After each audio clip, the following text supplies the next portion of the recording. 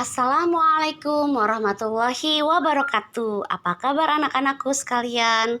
Gimana kabar kalian hari ini? Ibu berharap kalian semua dalam keadaan sehat walafiat, tidak kurang suatu apapun dan dalam suatu kondisi suasana hati yang ceria sehingga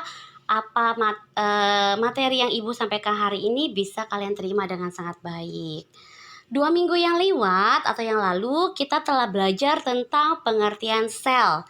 Apa itu sel, fungsinya, dan bagian dari golongan sel itu sendiri. Kemudian minggu kemarin ibu telah memberikan tugas kepada kalian ya, berupa gambar tentang contoh dari sel prokaryotik dan sel eukaryotik. Dan ternyata saat ibu periksa hasil gambar kalian, ibu sungguh sangat senang. Karena apa? Karena feedback yang ibu dapatkan dari kalian itu sungguh luar biasa. Ibu sangat terharu, ternyata anak-anak ibu sangat antusias dan mampu melaksanakan tugas yang ibu berikan dengan sangat baik. Dan ibu sangat bangga dengan kalian. Untuk materi kali ini di tanggal 27 Juli 2020, di hari Senin, minggu ketiga, kita akan belajar tentang perbedaan sel tumbuhan dan sel hewan. Sel tumbuhan dan sel hewan itu tergolong ke dalam golongan eukariotik, yaitu merupakan sel yang memiliki membran inti dan sistem endomembran. Sistem endomembran ini merupakan susunan organel bermembran seperti retikulum endoplasma. Retikulum endoplasma itu terbagi menjadi dua, yaitu retikulum endoplasma kasar dan retikulum endoplasma halus. Selain retikulum endoplasma, terdapat kompleks Golgi. Kompleks Golgi ini atau yang dikenal dengan nama badan Golgi. Kemudian ada mitokondria dan lisosom. Sebenarnya apa sih organel membran ini? Kompleks Golgi, mitokondria, dan lisosom itu memiliki fungsi dan peranannya masing-masing. Letaknya pun berbeda. Makanya kita akan bahas hari ini juga. Di sel eukariotik terbagi menjadi dua golongan, sel hewan dan sel tumbuhan. Kali ini ibu akan menjelaskan organel-organel selnya. Ibu beri contoh pada sel tumbuhan. Kenapa? Karena pada sel tumbuhan itu terdapat organel-organel sel yang tidak dimiliki oleh si sel hewan. Tetapi ada juga sel hewan yang tidak dimiliki oleh sel tumbuhan. Nah, seperti apa? Mari kita simak video berikut. Anak-anak, di sini ibu akan menjelaskan tentang struktur organel dari sel eukariotik. Dalam hal ini ibu akan memberi contoh pada sel tumbuhan saja. Di sini kalian lihat ada permukaan daunnya, bentuknya hitam, bintik-bintik hitam ada menyeluruh di permukaan daun, itu adalah selnya.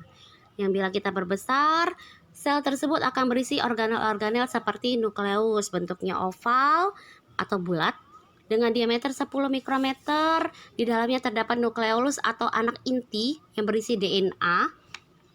Ya, di situ ada RNA pun ada di situ, tapi diproduksi oleh organel ribosom yang terlibat dalam sintesis protein. Di luar membran inti terdapat yang namanya sitoplasma. Sitoplasma itu merupakan cairan sel yang berada di luar membran inti. Nah, itu ya. Tuh ada sitoplasma. Fungsinya sebagai sumber bahan kimia penting bagi sel dan tempat terjadinya reaksi metabolisme bagi organel seperti Re kasar, Re halus. Re kasar dikatakan kasar kenapa? Karena dia di permukaan tubuhnya ditempeli oleh ribosom, sedangkan pada Re halus tidak. Lanjut, di situ di sekitaran situ ada yang namanya kompleks Golgi atau badan Golgi. Bentuknya kantong pipi bertumpuk-tumpuk dan menampung protein hasil sintesis ribosom yang dikeluarkan melalui vesicula transport. Di situ ada mitokondria, merupakan penghasil energi sel. Jadi setiap sel itu dikelilingi oleh yang namanya membran sel yang bertindak sebagai penghalang keluar masuknya zat dalam sel. Nah, itu ya. Membran sel ini bersifat semi permeabel, jadi dia menghalangi semua zat, hanya zat-zat tertentu. Di situ ada dinding sel terletak di luar membran sel, berfungsi sebagai perlindungan mekanik dan infeksi, penguat bentuk sel dan bersifat elastisitas. Jadi terbatas elastisnya. Kenapa? Untuk mencegah sel tidak pecah akibat tekanan dari turgor. Nah, ini di situ ada yang namanya kloroplas. Nah, kloroplas itu letaknya di bagian sebelah sananya dari area kasar dan halus. Nah, yang warna hijau itu merupakan bagian dari plastida, mengandung klorofil, karotenoid, dan pigmen fotosintetik. Kenapa? Selain itu, dia di dalam plastida tersebut ada kromoplas dan leukoplas. Jadi merupakan bagian dari plastida juga. Kloroplas ini berlangsung pada fase terang dan fase gelap. Nah, di situ ada yang paling besar itu vakuola. Dia merupakan organisme sitoplasmik berisi cairan yang dibatasi oleh membran tonoplas pada sel muda. Jadi kalau pada sel muda yang masih kecil-kecil itu vakuolanya ada banyak. Jadi kecil-kecil tapi dia banyak. Tapi kalau pada dewasa dia hanya satu ukuran tapi besar. Oke, itu tadi video pembelajaran tentang organel sel. Nah, di sini pada sel hewan itu punya struktur organel yang tidak dimiliki oleh sel tumbuhan. Kalau tadi pada sel tumbuhan apa aja? Nanti kalian lihat kan tadi ada yang namanya plastida, ada yang namanya atau disebut dengan kloroplas, terus ada yang namanya vakuola, dan ada yang namanya dinding sel. Nah, kalau pada sel hewan itu punya struktur organel yang tidak dimiliki oleh sel tumbuhan, yaitu sentriol dan lisosom. Apa sih lisosom itu? Lisosom adalah organel sel yang mengandung enzim hidrolitik yang berguna untuk mengontrol pencernaan intraseluler dan sebagai salah satu alat imunitas tubuh karena memiliki sifat fagosit. Berbicara tentang lisosom, nih ya, kita lanjut dulu. Di sini ada gambarnya. Nah, lisosom ini adalah organel sel yang mengandung enzim hidrolitik yang berguna untuk mengontrol pencernaan intraseluler dan sebagai salah satu alat imunitas tubuh karena memiliki sifat fagosit, dan lisosom hanya terdapat pada sel hewan. Nih gambar struktur lisosom. Di sini ada lapisan lipid, ada membran, ada enzim hidrolitik, dan ada membran transport protein terglikosilasi.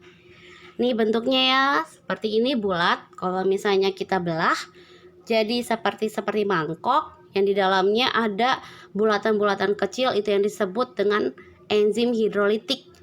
Di sekelilingnya itu ada membran yang berfungsi sebagai penghalang keluar masuknya zat-zat asing.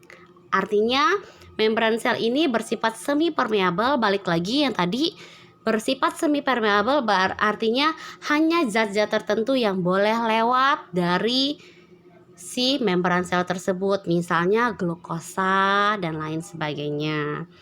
Lisosom ini hanya ada pada sel hewan, tetapi kenapa tidak ada pada sel tumbuhan? Karena sel tumbuhan tidak memiliki lisosom karena dia sudah mempunyai yang namanya vakuola. Jadi vakuola ini fungsinya sama dengan lisosom.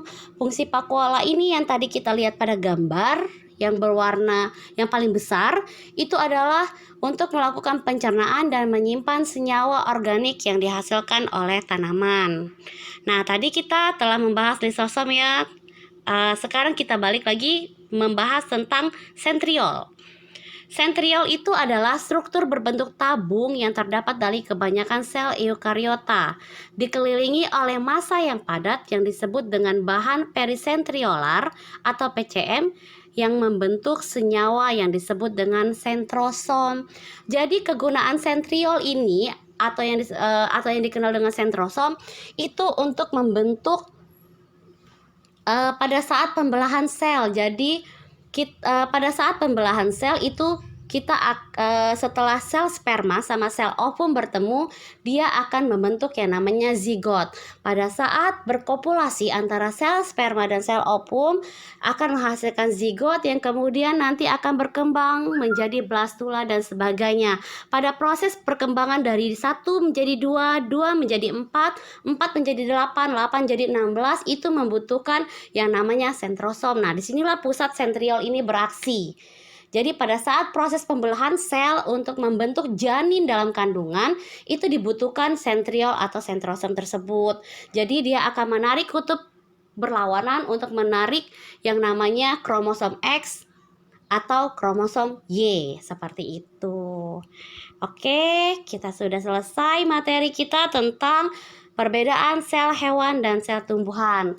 Kali ini sesuai perjanjian di awal, Ibu akan memberikan tugas kalian.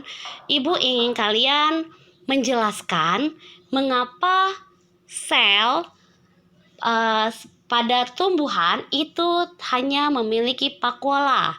Kenapa pada hewan itu memiliki lisosom? Kenapa tidak keduanya? Atau misalnya terbalik, misalnya kenapa pada sel tumbuhan tidak memiliki lisosom?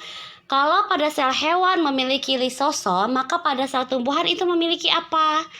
Fungsinya untuk apa? Seperti itu.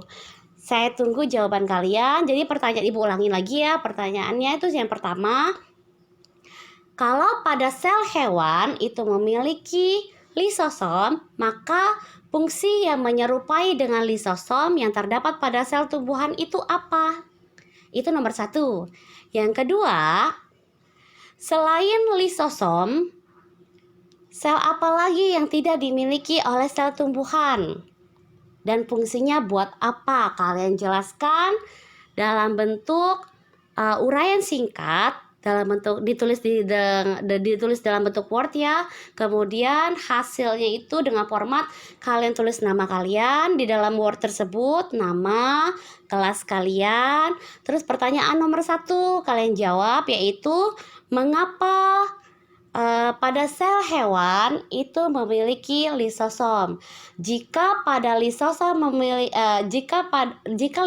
dimiliki pada sel hewan, maka sel tumbuhan yang memiliki fungsi yang sama persis dengan lisosom itu apa? Itu pertanyaan nomor 1.